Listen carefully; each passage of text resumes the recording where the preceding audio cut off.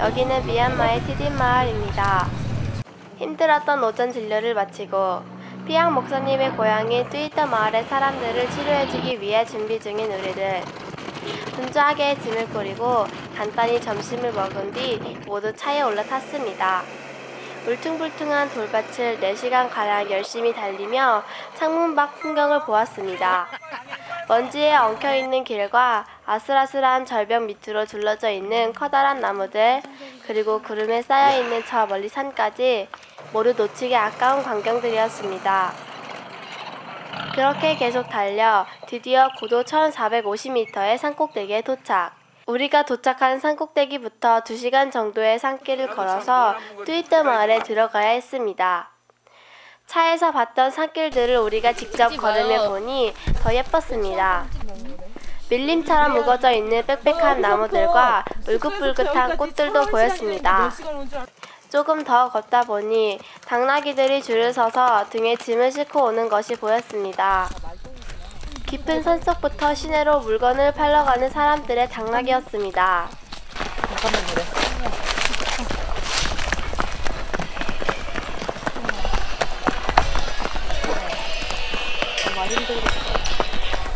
어느새 뚜이떠 마을이었습니다. 고도 540m의 산속이라 그런지 의료시설도 없었고 농작물을 재배할 만한 땅도 그리 많지 않았지만 마을의 풍경들은 너무 예뻤습니다. 숲속 한가운데 위치한 마을 주변으로는 작은 강이 흐르고 많은 나무들로 둘러싸여 있었습니다. 마을 주민들이 준비한 꽃다발을 받으면서 서로 악수한 뒤에 신나는 전통춤도 추면서 따뜻한 마음을 주고받는 환영식을 했습니다.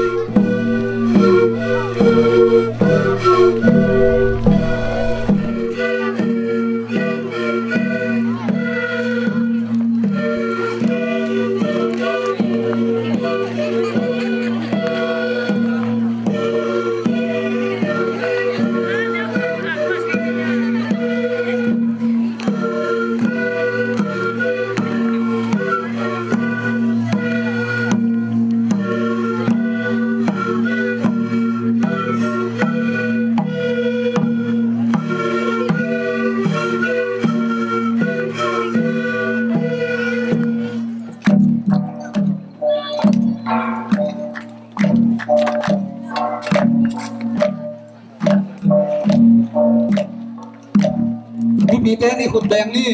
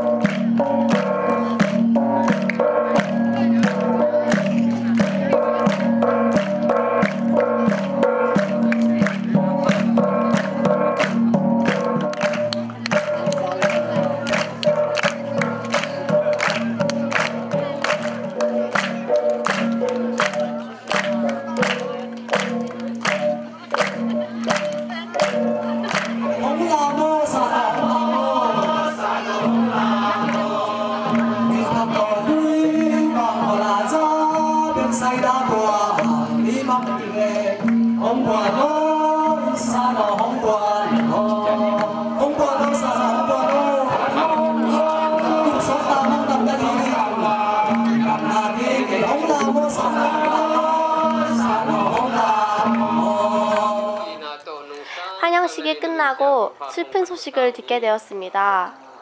우리가 도착하자마자 마을의 어른 한 분이 아픔을 이기지 못하고 돌아가셨다는 소식이었습니다. 우리가 조금 더 일찍 도착해 치료를 해드렸더라면 아마 그분도 우리를 반겨주고 계시지 않을까 하는 생각에 슬펐지만 슬픔을 뒤로하고 짐을 풀어야 했습니다. 밤이 되어 기온이 떨어져 추워지자 모닥불을 피우고 모두 모여 앉아 오늘 하루를 평가하는 시간을 가졌습니다. 평가 모임을 끝내고 우리는 밤하늘을 구경하였습니다. 초승달인데도 아주 밝았고 별들은 마치 방 안의 벽지처럼 가까이서 밝게 빛나고 있었습니다. 다음날 아침 일찍 뚜이떠 마을의 아침을 구경하기로 했습니다. 집에서는 거의 흑돼지와 닭을 키우고 마당에는 한국에서 봤던 살구꽃도 있었습니다. 마을의 아이들은 벌써 일어나 의무적으로 땔감을 주우러 산으로 가고 있었습니다. 여자들은 절구방아로 옥수수를 짓고 남자들은 총을 들고 사냥을 나가고 있습니다. 이렇게 주민들은 자연에서 자급자족을 합니다. 문명의 발달로 인해 보일러로 난방을 하고 스위치만 누르면 등이 켜지고 가전제품으로 음식을 조리하며 마트에 가면 많은 식재료가 넘쳐나는 한국의 편안한 삶을 당연하게만 여겼던 걸 이젠 감사하게 여기게 됐습니다. 여기는 접수처입니다. 접수처에서는 진료를 받기 위해 번호를 받고 기다리는 곳입니다. 줄을 서서 기다리면 차트에 자신이 아픈 곳이나 임신 여부 등을 적어 보냅니다. 그러면 기생충 약을 먹고 진료를 받으러 갑니다. 접수를 할 때는 주민들의 아픈 곳을 확실히 알아야 하기 때문에 통역이 꼭 필요한 곳입니다. 여기는 내과입니다. 내과에는 복통과 근육통으로 오는 주민들이 가장 많았습니다.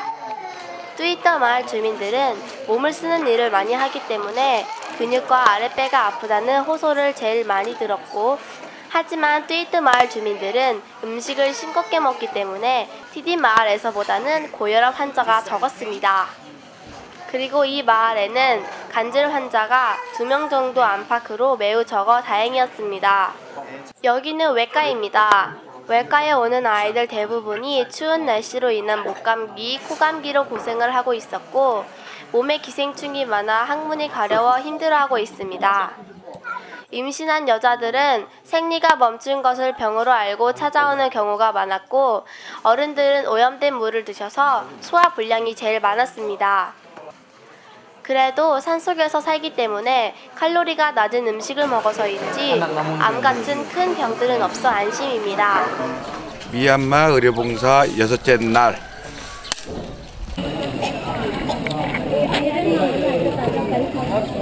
선을 뺐다 지금 여기 나가는 손만 맞으면 되는 거예요. 이걸 빼, 이거 빼. 저희가 이제 자원봉사, 의료봉사를 여러 곳 다니다가 보니까 이제 뭐 약을 주고 치료를 해주는 것도 중요하지만 가장 근본적인 원인을 찾아서 접근을 하게 됐어요.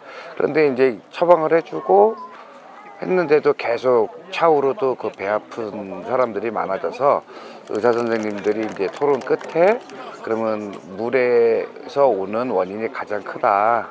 그렇게 의견을 모아져서 그러면 이제 이번에는 정수 사업을 한번 병행을 해서 하자. 이제 요거를 이제 저희가 이제 정수 전하고 정수 후하고 수질 검사를 의뢰를 통해서 이제 거기에서 이제 얻어지는 결과를 보고 그다음에 이제 정확하게 다시 한번 얘기를 나눠서 이게 실효성이 있다 싶으면 저희가 이제 이 사업을 확장해서 이제 더 많이 이제 물 사업을 보급하려고 그렇게 이제 생각을 하고 또 그렇게 진행을 하려고 합니다.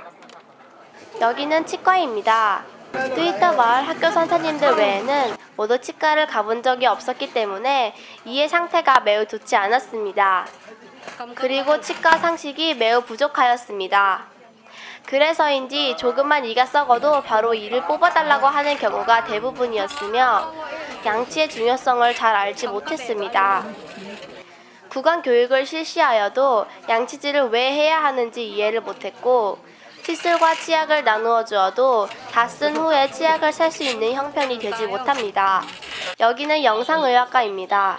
영상의학과에서는 초음파용 젤을 사용해 주민들의 몸 안 장기들의 문제가 있는지 확인을 해주는 곳입니다. 만약 여기서 암이 발견된다면 큰일이지만 다행히도 뚜이따 마을에서는 저칼로리 음식을 섭취해서 암이나 지방간들은 많이 없었습니다. 가끔씩 자신이 임신한 사실을 모르고 기생충 약을 먹었는데 나중에 초음파로 검사해보고 임신 사실을 알아낸 일들도 있었습니다. 우리는 아이들을 위해 풍선으로 강아지, 칼 등을 만들어 주었습니다.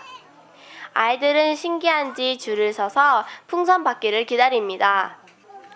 8살로 보이는 여자아이가 어린 동생을 업은 채 자기 것과 동생 것을 받으려고 계속 기다리고 있는 모습을 보니 엄마를 대신해 동생들을 돌보며 챙기는 모습이 대견해서 풍선을 많이 만들어 주었습니다. 내일이면 이곳을 떠납니다. 이곳에서 느낀 게 많습니다. 티딘 마을과 뚜이따 마을 주민들은 좋지 않은 생활 환경에서도 행복 지수가 높습니다. 자녀들을 많이 낳아서 먹거리가 부족한 형편에도 형제들끼리 서로 우애가 좋았고 이곳은 오지 산골인데도 대부분의 아이들이 스마트폰을 활용하여 공부합니다. 오지의 마음 따뜻하고 스마트한 아이들이 미얀마의 미래를 잘 끌어가기를 희망합니다.